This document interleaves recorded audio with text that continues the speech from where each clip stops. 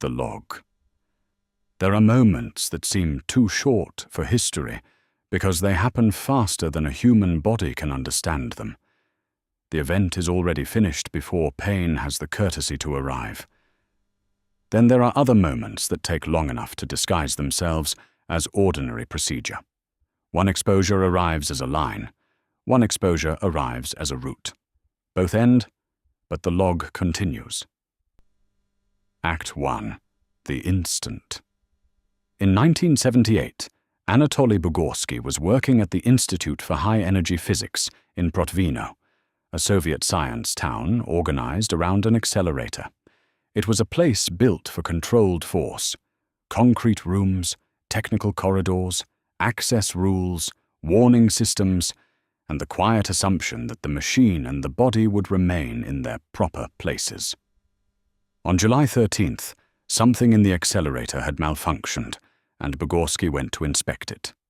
A machine was not behaving properly.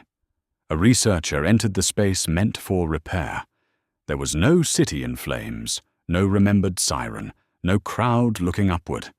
Only a controlled system, a failed sequence, and a man stepping into the wrong part of it. The proton beam passed through his skull. It entered near the back of his head and exited through his face.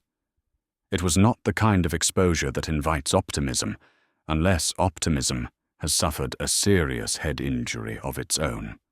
The reasonable expectation was death, and the medical response followed that expectation. He would be observed. The body would fail. The file would close. But expectation is not a verdict. Bugorski saw a flash and felt no pain. That detail is one of the coldest parts of the instant. The body does not always announce catastrophe when it arrives. Sometimes it receives the impossible quietly, without warning and the usefulness of pain. The beam had already passed. The machine had completed the event. What remained was the body trying to register it.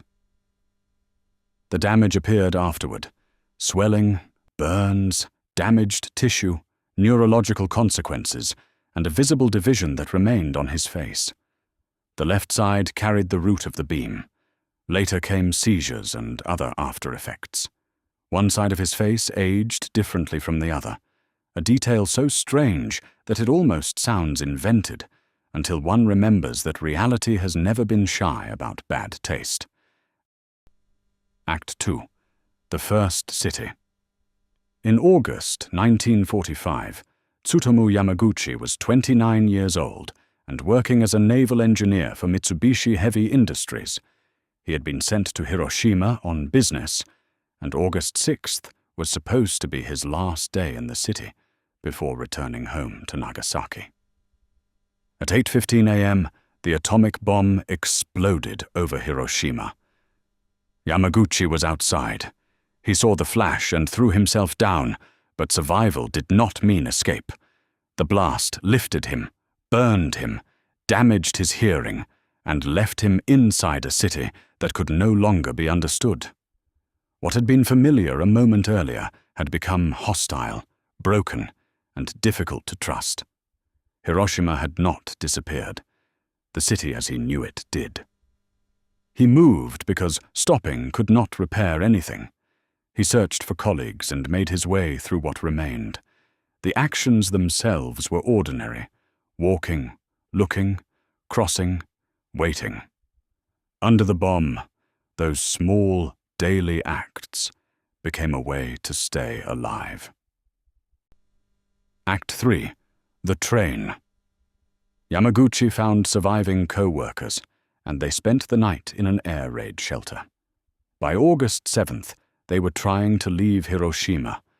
They heard that trains were still running, one of those facts that sounds almost unbearable because it belongs so perfectly to the modern world. A city has been destroyed, and the station still matters.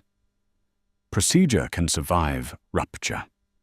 A system built to move people can continue to function inside a landscape where movement has become passage through the dead. The train does not understand what it carries. It does not need to. On August 8th, Yamaguchi reached Nagasaki. He went to a hospital. His burns were severe enough that people who knew him struggled to recognize him. He reached his family. He was feverish, bandaged, and alive. Act 4. The Second City. On the morning of August 9th, Yamaguchi went to work. 3 days after surviving an atomic bomb, he went to work. The plainness of that act is the horror. A man has survived something never seen before, crossed a ruined city, spent a night in shelter, boarded a train, returned home injured, received treatment, and then reported to his office. No grand interpretation improves that sequence. It is already an administrative nightmare in its pure form. The body is damaged, but the workplace still expects the world to arrive in reportable shape. He tried to explain what had happened in Hiroshima. He described one bomb destroying a city. His superior reportedly struggled to believe the scale, and that disbelief is not difficult to understand. Before Hiroshima, the claim didn't fit the available categories. A city erased by one weapon sounded like exaggeration, because the old vocabulary hadn't yet been informed that it had become obsolete. Then, at 11:02 a.m., the argument ended outside. The atomic bomb exploded over Nagasaki. The impossible repeated while it was being reported. A burned man was explaining the destruction of Hiroshima inside an office when Nagasaki became the second city. Nagasaki's terrain and distance shaped the blast differently from Hiroshima. Yamaguchi survived again, but the second bomb exposed him to radiation too. He left the damaged building and searched for his wife and child. They survived, partly because his wife had gone out to find ointment for the burns he had brought back from Hiroshima. The first bomb had changed where the family stood when the second one fell. After Nagasaki, Yamaguchi's body kept the record. His wounds worsened. His hair fell out. He vomited.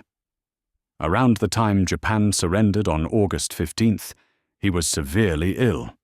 The war ended first as an announcement, not as a bodily fact.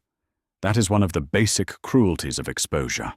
Documents can be signed, but burns do not obey the calendar. Epilogue. Bugorski's exposure was short, but its aftermath was not. The beam passed once, yet the consequences took years. His case remained narrow, not because it was small, but because Soviet scientific failure was not built for open confession. Yamaguchi's aftermath moved through a different archive. He lived for decades after Hiroshima and Nagasaki. He worked, raised a family, and later spoke more openly about nuclear weapons. In 2009, the Japanese government officially recognized him as a twice-bombed survivor.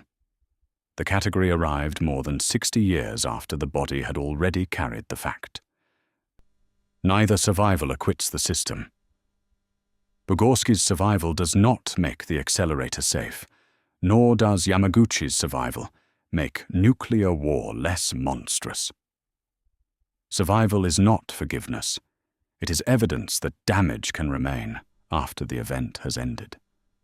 What passed through Bugorski and Yamaguchi didn't disappear when they survived it. It remained as proof no institution should ever need.